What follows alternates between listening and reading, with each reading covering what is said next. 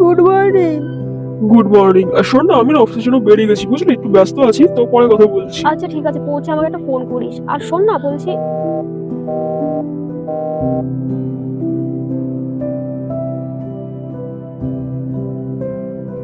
তোকে বললাম যে পৌঁছে একটা ফোন করবি, তুই তো। আরে আমি বিজি আছি, আমার সামনে এইচআর দাঁড়িয়ে রয়েছে, আর তোর মতন তো আমি ঘরে বসে থাকি না, তাই না? তুই তো ঘরেই বসে থাকি, আমাকে তো খেটে খেতে হয় নাকি? যত সব, ফোন রাখ।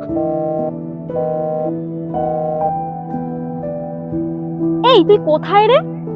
জাস্ট একটু ক্লাবের সামনে আসলাম, তুই ফোনটা রাখ, আমি বোর্ডিং এ ফোন করছি তোকে।